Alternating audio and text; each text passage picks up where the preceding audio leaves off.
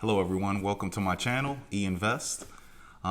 So I started this channel because I got into crypto about a year ago and I heard all the hype about it, and I heard people were making serious money about it, from it, and that this was the future of money basically. And I didn't want to get left back behind, so I just started doing a lot of research, digging into it. And so I wanted to start a channel where I know there are many people out there that have the same questions that I have and just have so many questions about this crypto craze, and they don't want to get left behind, but they're not sure if it's safe to invest in. People work hard for their money and they don't want to get turned around and invest in something and then they're left holding the bag.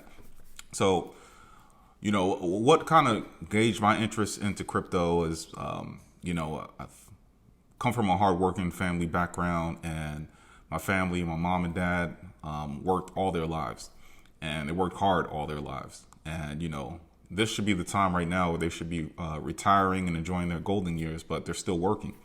And I just started thinking, like, life, there has to be more than that. There has to be more than just working and then just maybe spending 8-10 years and then that's it. You want to live and work, enjoy your time with your family, and I'm basically searching for financial freedom, and I want that for everyone. And so that's the basis of my channel. So what I'm going to do is basically answer the question, what is crypto? Because you hear about it all the time. You see it, news flashes on CNBC, maybe the news. And so I just want to dig into it, and hopefully this information helps. So basically, it's a disclaimer here, do your own research. Everything that I'm talking about, I'm not a financial consultant, financial advisor. I'm just, sharing my opinion, and maybe later on you can go ahead and go on the internet and see what you can find and make your own opinion. So the gauge and basically what I started gaining some interest in this was something called the FIRE movement. And the FIRE movement is basically, it's an acronym for Financial Independence Retire Early Management, or movement rather, sorry.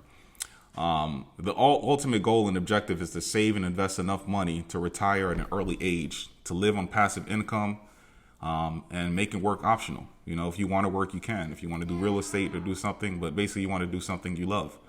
And me looking into the FIRE movement and basically what that entailed got me into crypto.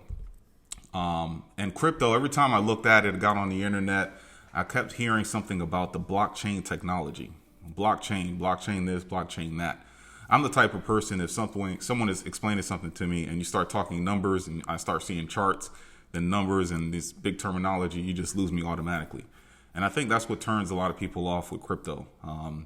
During Thanksgiving dinners or family dinners, I'm known as the crypto guy because I'm getting into it and people ask me questions. And as soon as I start talking about blockchain technology or something, and you just see their eyes, they're somewhere else. They don't want it. They can't pay attention because they don't understand it.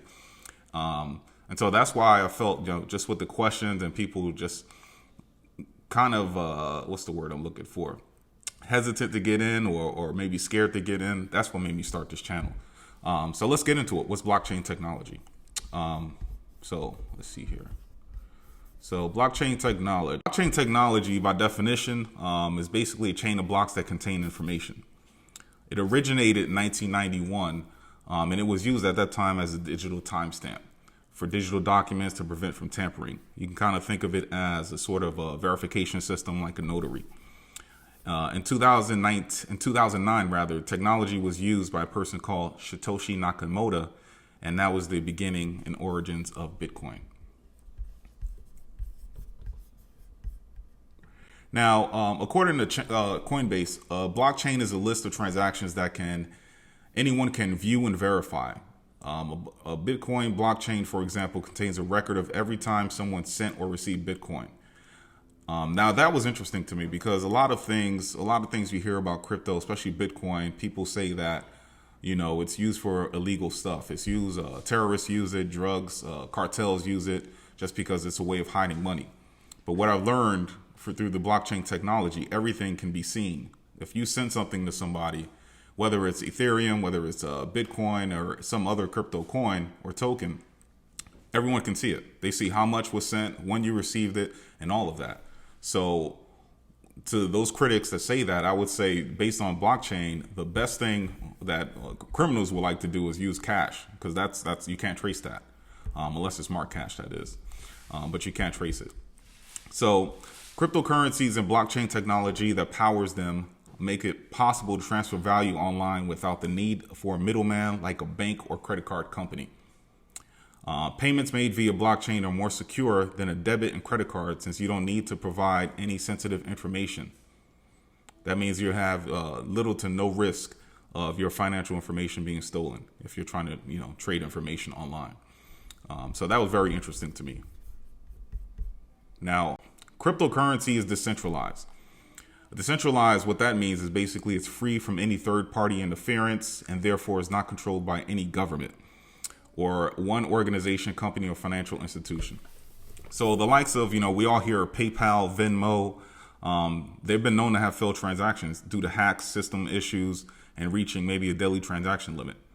With crypto, if you enter all the correct information to the sender, meaning the user, the wallet address, there's no issues, and there's no daily limit transaction. For example, if you have Wells Fargo, I'm a Wells Fargo account holder, you have a daily limit of 10,000. So if you want to conduct business, and it's over that amount, you have to go into a physical bank and, get permission or let them know about it for that to happen. Whereas crypto, you don't have to do that. There are examples of people sending $1 million worth of Bitcoin to someone overseas, and the whole process takes less than 5 minutes. You can't imagine anything like that happen without going into a bank, getting a wire transfer, and all of that information. So that's one of the benefits of crypto. And I thought that was very interesting, learning that. The most important thing to me is you have 24/7 access to your money. Normally banks are 9 to 5, half days on Saturdays, closed on Sundays. Like, you had Good Friday. I think some banks had limited hours. If a holiday falls on a Friday or a business day, you don't have access to the money. If you need large sums of money, go into the bank. Whereas crypto, you don't have to worry about that. So that was big for me. So now, what are the types of cryptos? So crypto, when you hear it, encompasses and you think Bitcoin, but there's a lot. There's over 300 types of cryptos. So I did something where I kind of broke it down to give you an idea of what the different types of cryptos are. The big one, the one that everyone knows about, that kind of introduces everybody to crypto, is Bitcoin. Bitcoin is basically a medium of exchange. It's like a store of value. So store of value is basically like gold. Gold is something that's finite. You can't produce a lot of it. And because of that, it's so, so rare, it builds and you have value. Bitcoin's the same way. Bitcoin is termed as digital gold, basically. And every 4 years, there's a halving. And halving just means they half the amount that they're producing. As it stands right now, it appears that 90% of all Bitcoin is already mined. So there's only 10% left. And because of that, that's what gives it value. So Bitcoin by itself is a store of value, but it's considered a crypto. It's the first one. It's the originator. And then the other bigger one that you might hear of is Ethereum. Ethereum is considered a network protocol layer 1.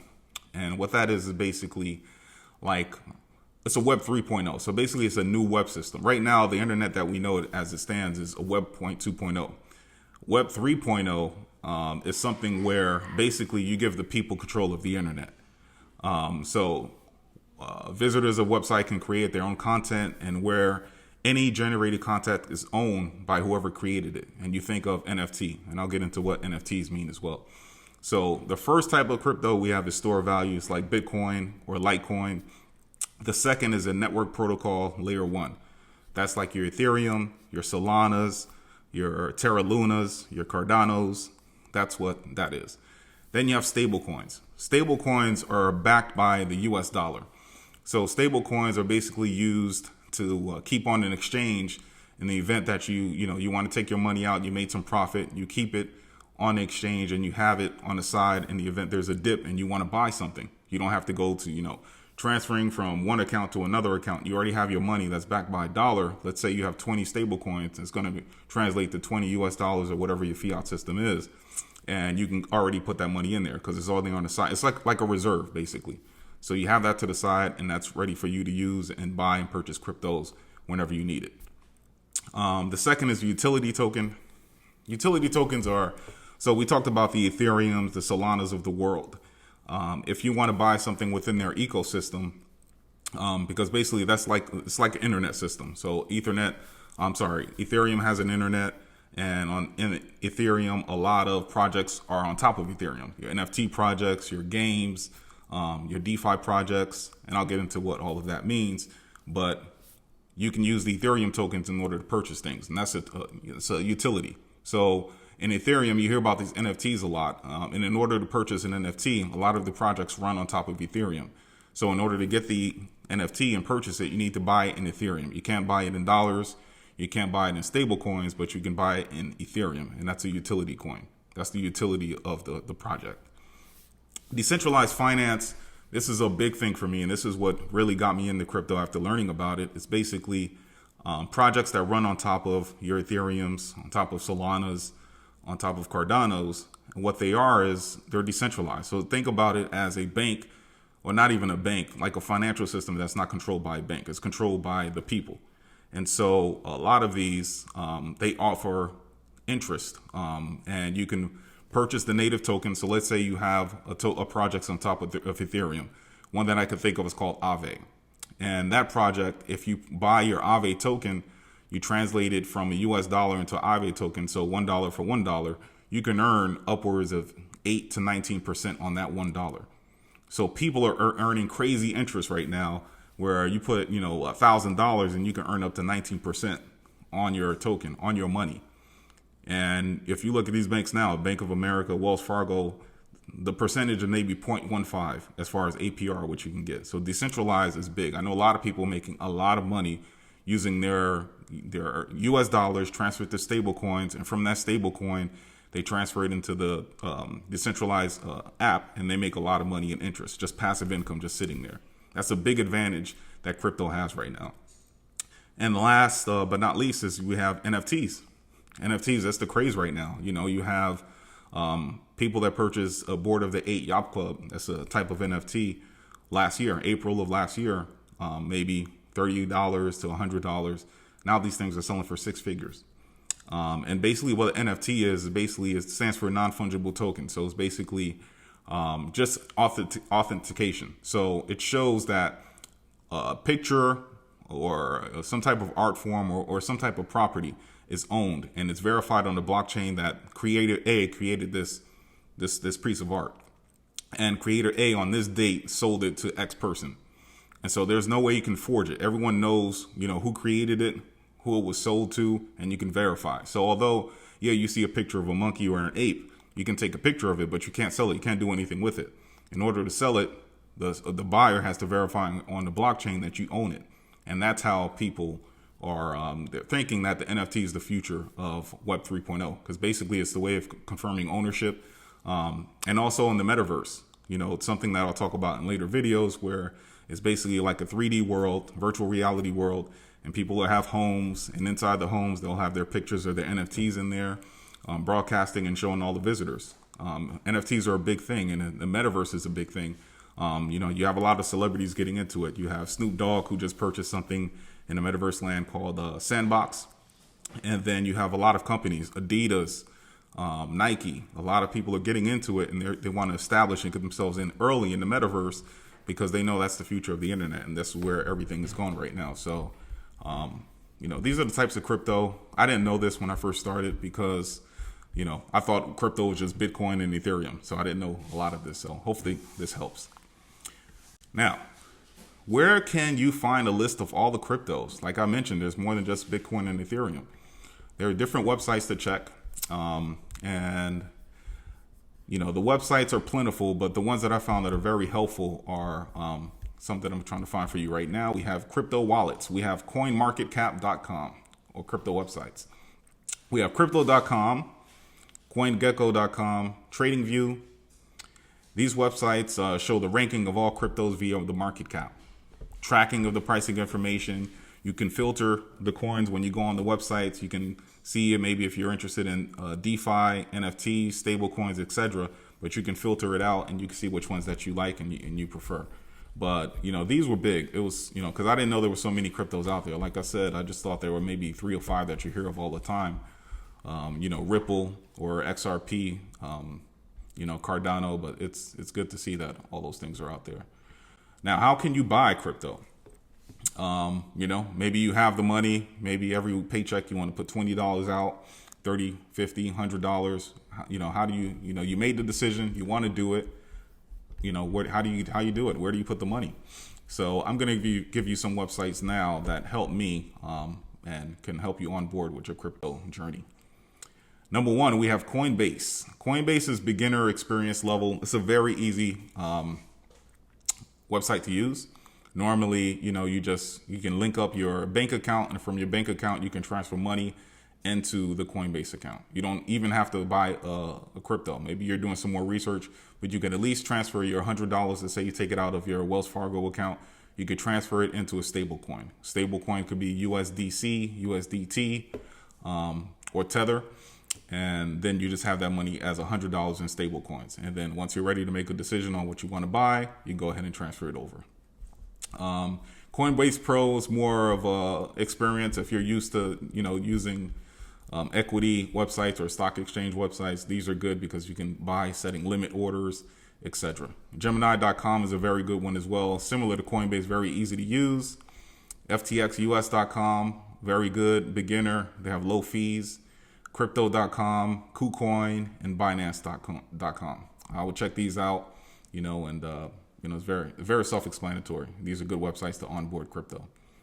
So what I learned in my first year in crypto space, I learned that crypto is very volatile. Bitcoin could be at 40,000 today. Tomorrow it could be at 44,000. And then by the end of the week, it could be at 39,000. But what you have to understand is, they trade 24/7. So it's not like the stock market was Monday through Friday, close on the holidays, 9 to 4. Crypto is 24/7 and it trades all the time. But as volatile as it is, people think, you can make 60,000. I don't want to put my money in it because as soon as I do that, Bitcoin went back down to 39,000. You have to look at the big picture of things. And what I've seen is that the people that invested 4 years ago and had the long-term vision, long-term investor, those are the people that made the money. So investing in crypto, you just have to pick a good project. And with that good project, just have a long-term vision, just saying, hey, I'm going to hold on to this for the next bull run, the next 3.5 years, 4 years, and then we'll see what happens. So when in doubt, zoom out. That's basically what that's all about. If you want to pick a coin, look at the coin's history. You can see where it started from. Bitcoin, March of 2020 was around $3,000, $3,900, $3,800. Bitcoin currently stands at 40,000. So although it's gone up and down, look at the history and see the value and see how quickly it's going up. Ethereum is the same thing. Bitcoin halving is every 4 years. So the halving took place 2021. So the next one is scheduled for 2025. And that coincides with the crypto bull run. YouTube is very informative. I learned so much from YouTube. I didn't know anything. You can scour through the internet, but there are a lot of people on here. And the ones that I found most helpful is Invest Answers and Coin Bureau. I would take a look at those and they can help as well. Another important thing I learned is to use a hard wallet. A hard wallet is something such as a Treasure, something like this you can buy. And with that, it's like a USB key. And you go ahead and plug it in your computer. You enter your information in there and you can get your Bitcoin or whatever precious coins you have off of the exchanges and onto this USB wallet. And that way, if anything happens with the exchanges, you have your crypto and no one can take it away from you. And lastly, do your own research. I'm here, like I said, I'm not a financial advisor. A lot of these YouTubers aren't financial advisors. Sometimes they're getting paid to shill something. But if you do your own research, no matter what they say, what's right for you. So I would always recommend, yes, they're good tools and good references, but also do your own research. So do your own research. When you get a project, these are the things you want to do. You see something maybe on Coinbase, or maybe you heard someone talk about something, before you go crazy and put all your hard-earned money into it, I would follow these things, follow these steps, and then help you big time. Check the project's website and see if it's a professional website or something with one sentence where they didn't put much work into it. If they didn't put much work into their website, then they're going to put much work into the project. Check the tokenomics. Tokenomics just means how much of the coin is slated to be out. How many do the investors hold? How many do other people hold? Just to make sure that it's not a money grab. Any partnerships? Do they have any partnerships with any big corporations? That's important. That shows that if someone with stature and someone with a reputation is willing to take a bet on the project, it has something to stand on.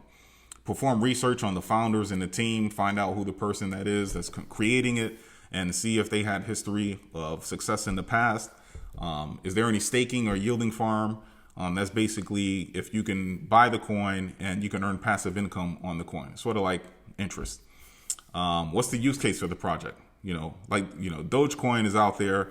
What's the use case other than spending it? Bitcoin, it's a store of value. Ethereum, that it's basically the internet, and a lot of projects need it in order to run. You have other projects another important one could be Solana. Solana is similar to Ethereum. It's the internet. It's going to be the future, Web 3.0. So, what's the use case for it? Then you want to look at the roadmap white paper.